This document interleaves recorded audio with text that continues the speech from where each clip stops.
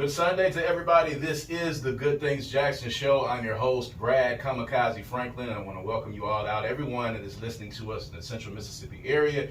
And for those of you that are joining us on Facebook Live, of course, this is the show where we aim to change the narrative about Jackson, Mississippi. We are absolutely not who they say that we are. So we talk about the positive, forward-moving things that are happening in the city of Jackson, the people, the organizations, the institutions, the venues, everything that's good about the city of Jackson. If you're tuned in to hear something negative about what we have going on in our city, this is not the show for you. You can go to several other places for that if that's what you wish. But we're here to change the narrative about Jackson, Mississippi, and we're here to talk to the people that are moving and shaking and doing great things in the community. A lot of stuff going on right now in the news. We'll get to that a little bit later, but today we're going to be focusing on the Jackson State University, the greatest HBCU in all of the land, and we're going to kind of talk about good things that are happening at Jackson State University. So if you are an alumnus and a supporter of Jackson State University, you'll be particularly interested in hearing what we've got going on today. We're going to talk about a few things that are going on in Jackson State, maybe some things that you didn't know were happening, and even if it's some things that you do know is happening, you still need to be able to spread the good word about good things Jackson. So first of all, we're going to talk about Jackson State University. We're going to talk about the Mandela Washington Fellowship for Young African Leaders that's happening right now on the campus. And we've got a couple of people here live in the studio. One of them, I already had the pleasure of having a really good conversation with him on Friday, as a matter of fact. I know he didn't think he was going to see me today on Sunday, as a matter of fact, but we are here and we're going to talk about what's going on with that fellowship.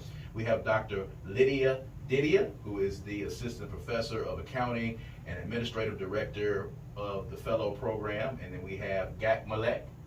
That's right? Yes, sir. Okay, I got it. We have Malek, who is a Washington Fellow, and he is at Jackson State University, and he's taking in all of the sights and the sounds of the university and of the city. And I want to talk to him about that as well coming up, in addition to what's going on with this fellowship. So, Dr. Didia, I'll start with you. Just give us a little bit of your background and how you wound up, being here at the greatest HBCU in all of the land, and give the folks a little bit of your background, and then we'll talk about this fellowship a little bit. Yeah, good afternoon, everyone. Thanks for having me. Wow, it's great to be at Jackson State University. It is. It's really great. A little bit of my background. Actually, got my, I worked for the Department of Revenue for about 13 years. I was actually an auditor. Oh, wow. Yeah. I'm scared of you. Yeah.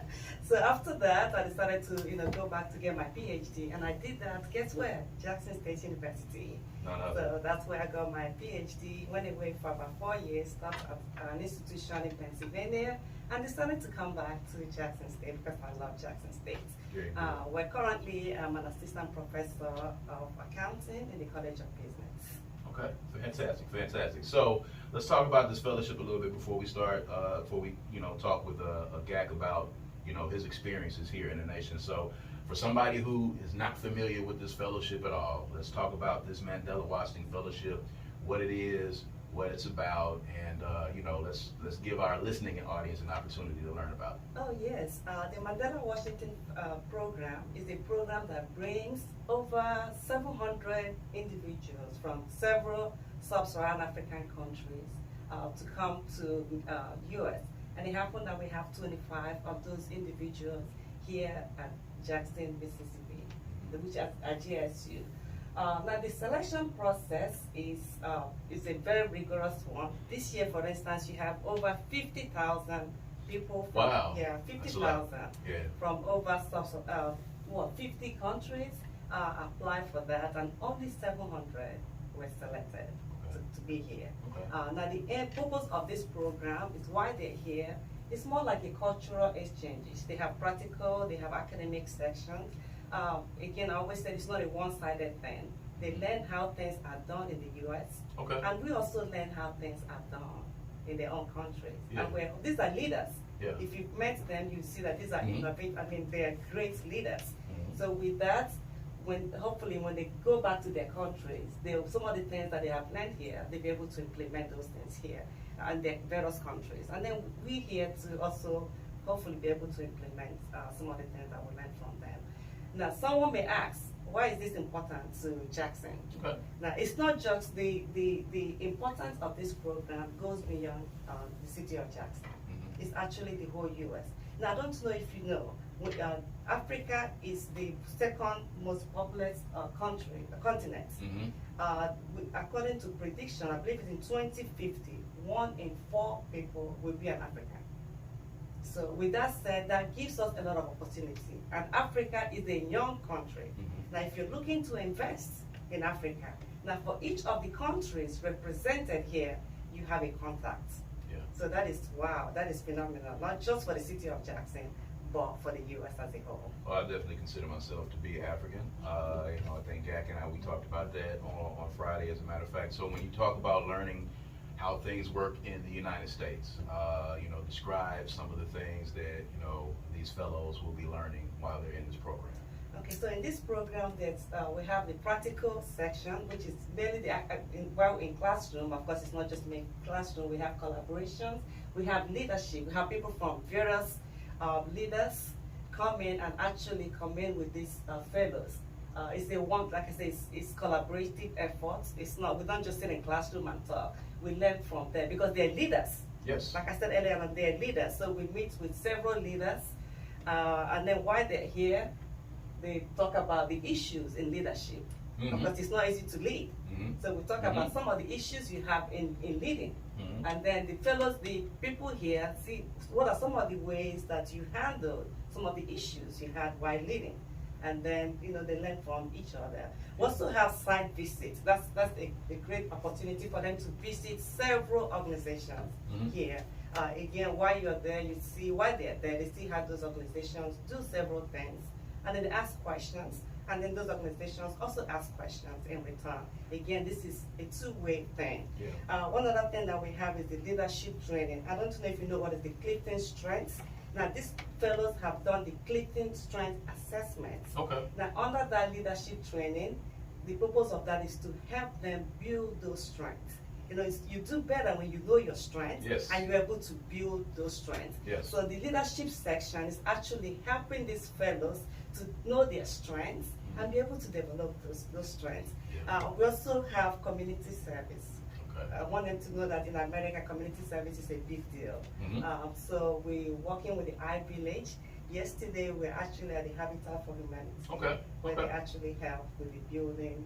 There's a building, so yes. they helped. That was really awesome. So there's so many sections. How do we determine? Of course, we have to spread that across. Yeah. And in addition to that, they're also having fun, cultural activities. Mm-hmm. We've had so many people host. I don't know if I have time to do a shout out. I can't really start to. It's going to be a long list of so many people that have really helped us. Yeah. Businesses, individuals, organizations. And before I move on, I also need a shout out to the JSU administrator. I want to acknowledge the president. She's been there. The provost, dean of College of Business. I can go on and on and on. And then this grant. For this grant to happen, we have a group of individuals that sat down and actually put this together. So if you give me a minute, I want to recognize those individuals. Please. We have Dr. Sharon Simmons. Mm-hmm. We have Dr. Edith Davidson. We have Attorney Sandra McFarlane. We have Dr. Amisha Campbell. We have Dr. Joanne White. I'm sure I'm scared I want to miss a name. Mm-hmm. But the list keeps going on and on and on and on. College of Business faculty and staff.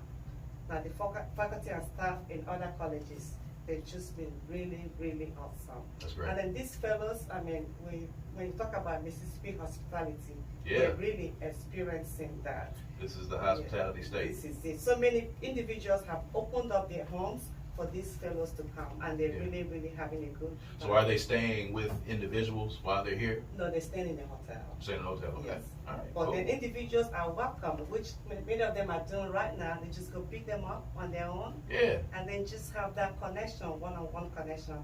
Now, if you're out there and you've not met with these individuals, I encourage you to please come see them. Absolutely. Because once you meet with them, you really know what we're talking about. These are leaders in their various countries. So let me ask you this. How did you come up with and how did you guys decide what you felt was important for them to learn while they were here? There's so many things. Yes. under the umbrella, the learning tree, the learning umbrella of being in the States, and particularly being in Mississippi, which I think is probably different than being in any other state in the nation. So how did you guys come up with and decide what was important and what you wanted them to learn? Now, there's some things, some basic things they have to learn, a part of the grants. Now, of course, while they're here, before we actually even submitted proposal for the grants, we reached out to so many organizations. And those organizations, based on what they have, of course, we know what we want to achieve, and we reached out to so many organizations. I'm scared to start naming names. It's a lot of them. Yeah, it's a lot of them. Yeah. So based on that information, so we kind of spread that across the different things that we have. It's a mixture, like I said, practical section, site visit, leadership, community services. That is kind of spread across, so they're not doing one thing. It's several things that they're doing each week. Yeah.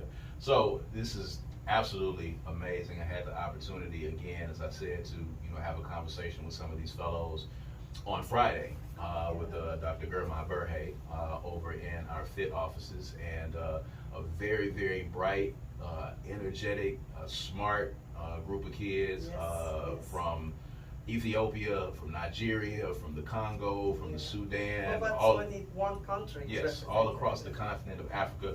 And it was a very inspiring conversation. We talked about a lot.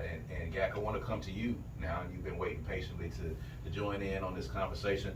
Tell us a little bit about yourself. Tell us a little bit about your background, where you're from, for people that might not even be familiar with the area of Africa that you're from. Tell us a little bit about yourself. My name is Malek, as you said it before. I'm from South Sudan, which is the youngest country in Africa. We got independent in 2011, and by the way, today is our 12th anniversary. So happy Independence Day. Happy Independence Day. South Sudan is worldwide. We've been just cutting the cake right now. Yes. Just a few minutes ago. I'm the CEO of BTEC. BTEC is an incubation and business hub that is in South Sudan, but mostly focused on entrepreneurship trainings. We train young people and women on business entrepreneurship because we realize a lot of people are not in businesses, not because they don't want to do business, but because they're lacking entrepreneurship skills. So we come into big that gap.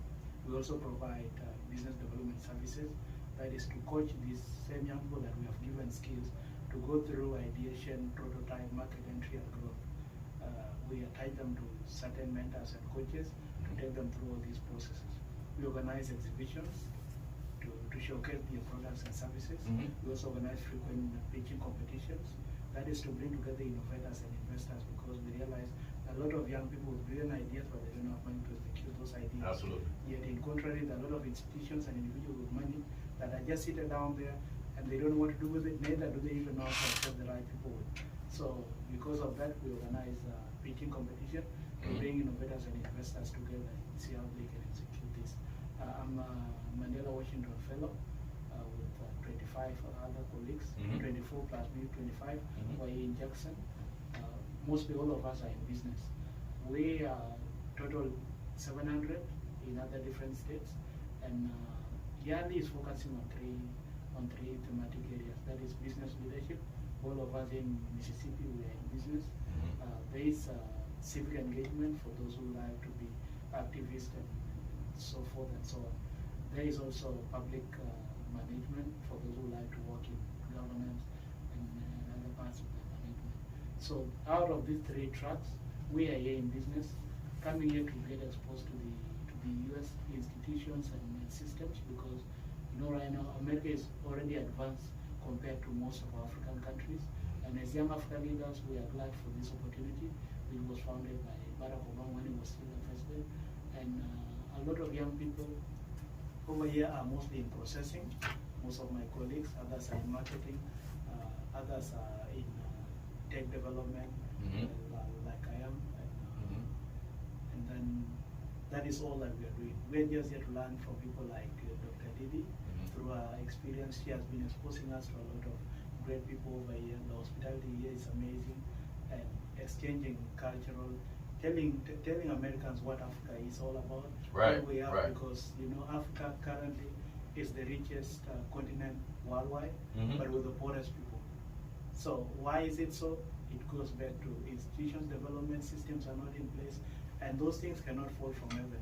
It will need a human being to do those Yes. things. Because Yes. America is where it is because of Americans.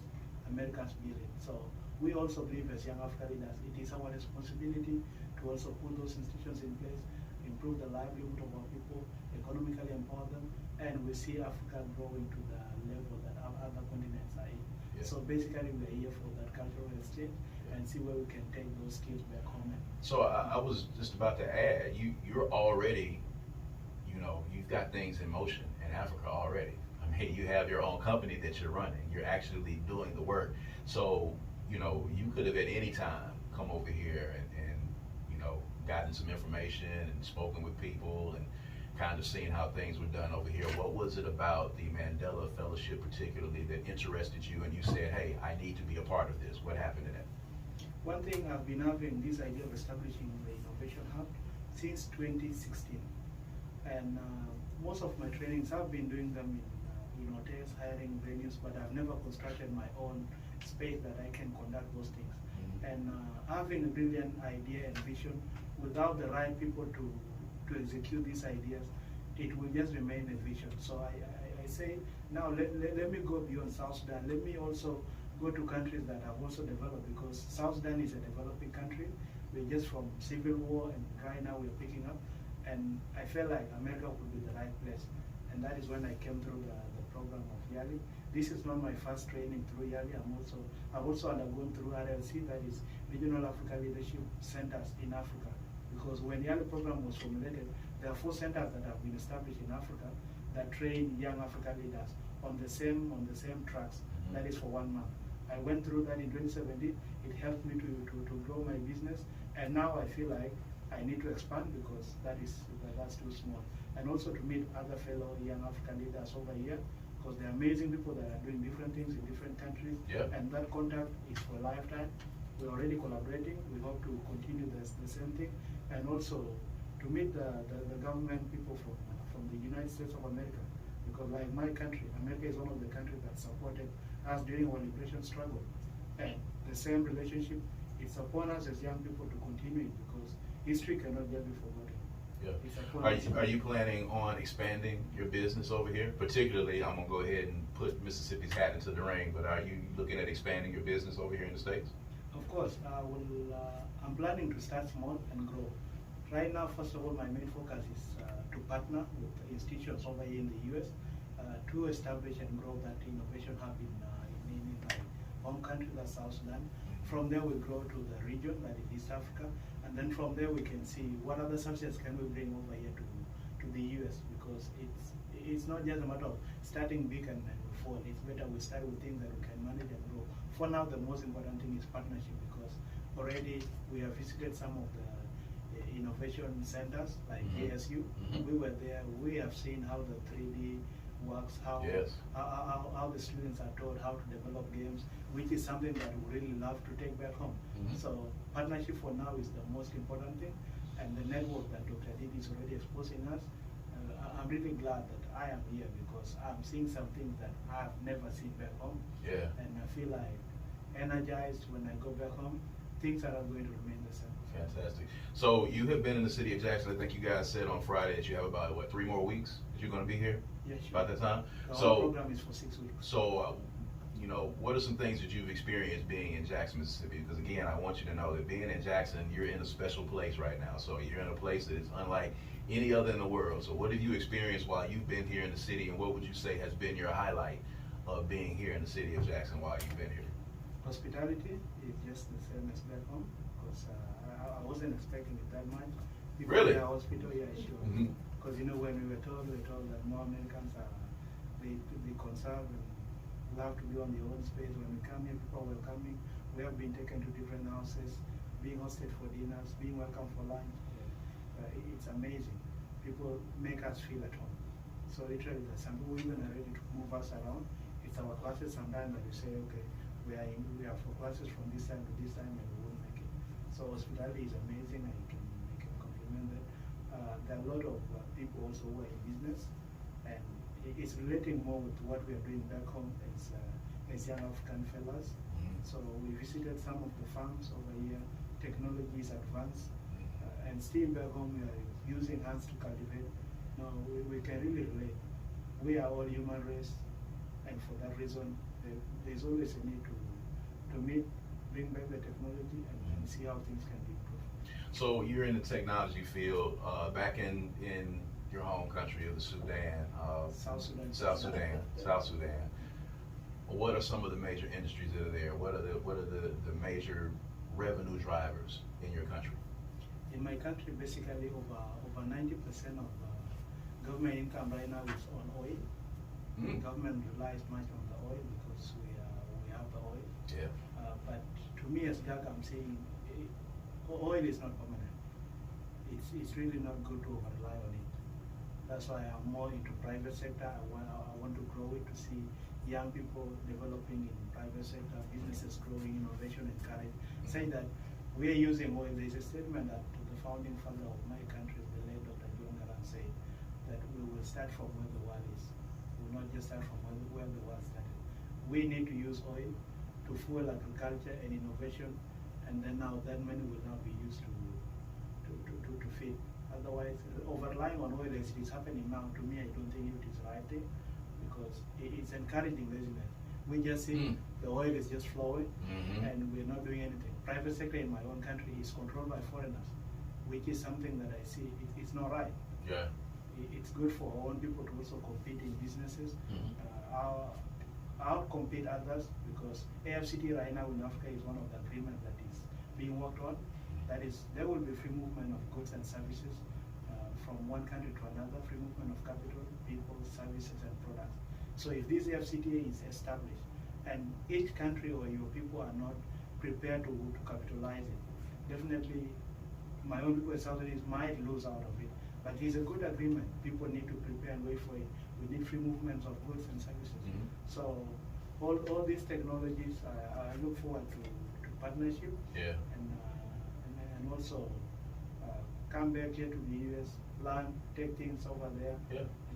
And see how I want to ask both of you while you're here, and we had this discussion on Friday where we're talking about, you know, how in a lot of instances there are those that try to create separation between Africans and African Americans.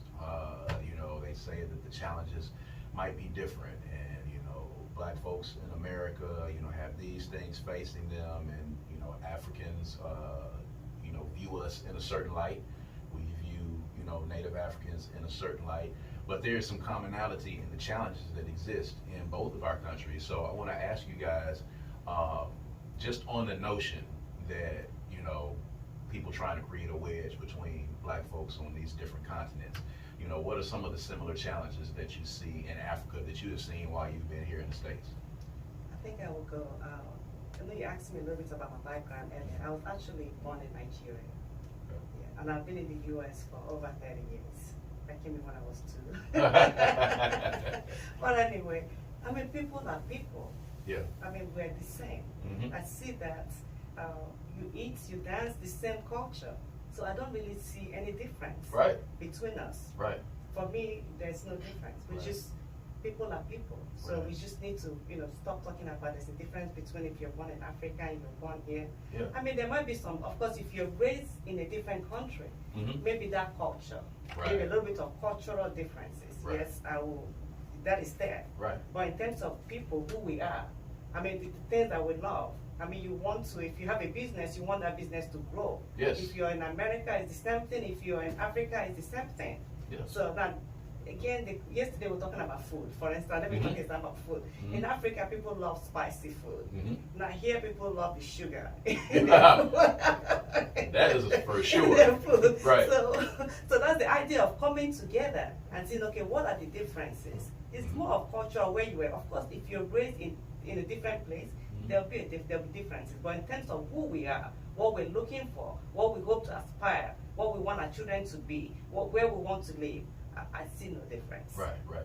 Gag, now we were talking about, you know, politically the climate in Africa and what's happening over here in the States, and one of your colleagues was talking about what's going on in Nigeria, of course, with young people trying to get involved in politics. What have you seen in your country? You are young and you're enterprising and you're innovative. You know, what have you seen politically as the climate for young folk in your country and in Africa, period?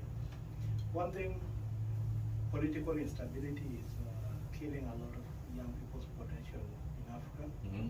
And without right policies, with the instabilities in politics, it's really difficult to thrive in such an environment, because it doesn't matter how creative you are, how innovative you are, you need a conducive environment for those innovations to carry on. So this is one of the key things that is killing a lot of ideas and innovation of young people at a certain point to give up or get depressed. If politics are stabilized, as Dr. Lydia said before, being blacks, whites, Asians, and all those sorts, to me I don't see any difference, because we are human race. If Africa remains behind and other continents grows up till they reach to the moon, by the end of the day, still, even continents that have gone to the moon will be feeling bad that they are fellow human beings that have not reached their level and their capacity. Right. That's why it's always not good to just let problems of Africa remain with Africans. All of us, as institutions that have already grown, as countries that have already advanced, it's always good to uplift ourselves. I've been telling my colleagues, the only liberation that is now needed is liberation from poverty and economical vulnerability. And that one can be done by human beings. It's something that can be done because there are enough resources in this world that are enough for everyone. It's just the decision of a human being to ensure that other human beings don't also get accessibility to certain resources or livelihood. But if we want to live as human beings, as human race, it's possible, it can be done. It's just a matter of years, because some countries have really proven that. Look at Singapore. In a matter of 15 years, they moved from third world country to first world. So it can be done. Why should we have 60-something years of independence as African countries and still be in third world? It simply means there is a human being, someone who is here who doesn't want it to be done. So it's a collective responsibility, which involves politics. Geopolitics, I know they are there, but mostly the citizens of each country have to step up and do what they can of their capacities to ensure that the human beings grow, because it goes back to livelihood. Me and you plus Dr. Didia, we want to put bread on our table. We want our children to go to better schools. We want better life for their great-grandchildren. So it's beyond me and you. We all need to think beyond ourselves, because sometimes we might have a vision that is bigger than ourselves. And those things can make this world a better place. Very profound, thinking beyond yourself. Dr. Didia, what's left? There's a few weeks left in the fellowship, so let's give some highlights on what these fellows will be experiencing before they return home. Okay, it's a combination of what we've been doing. We have community service. When we go, it's one of the places that we'll be going to be working with iVillage. They have so many things lined up, Dr. Kimberly, iVillage. So many site visits that we have, more academic section, and they will again develop their Clifton Strengths assessment. They've all taken the Clifton Strengths assessment, so the remaining weeks they will have to develop those Clifton Strengths assessment. Like I said, it's always good to work on your strengths. Now, if I may, one other thing that in the course of having these fellows here, of course, we know about the political instability in Africa, but we've told so many of them, which I encourage them, they have to be part of the policy-making decision. So they can't shy away. So one thing, they've met so many government officials, they've met so many leaders here, and they begin to realize that for things to move forward in Africa, they have to actually be involved. You can't just sit there and look. Cannot be a bystander. So part of the leadership training is like, well, if you're in business, we know that politics affects every aspect of life. So that's one thing we're encouraging these young people, that when they go back home, make sure they're involved in the politics. Because if you can't just sit behind and then the policies that concerns your business, someone else is making that decision. So we want them all to be involved in the decision, in policy. If you're not I know politics in Nigeria or any other African country is different from what it is here, but I want all of you to go back and be who you are, because you have the energy. If you have not, like I said, if you've not met these fellows, for me, I call them my babies. They're really amazing. They're amazing. They're amazing indeed. Dr. Lydia Didia, Jackson State University, and Gak Malek with the Mandela Washington Fellowship for Young African Leaders is taking place right now. Of course, none other than the Jackson State University, once again at the forefront of innovation in this world. So we're looking forward to what comes out of this fellowship, and we're looking forward to what comes from these young African leaders and what they can learn from us, and also what we can learn from them and what they're doing in their home country, several different countries on their continent that they're working with. So we're going to take a quick break. When we come back, we're going to be talking about more Good Things Jackson State University. We're going to talk about the Jackson State University Day of Giving and a few other things that are happening on that campus as well. So make sure that you guys stick with us. This is the Good Things Jackson Show. We'll be right back.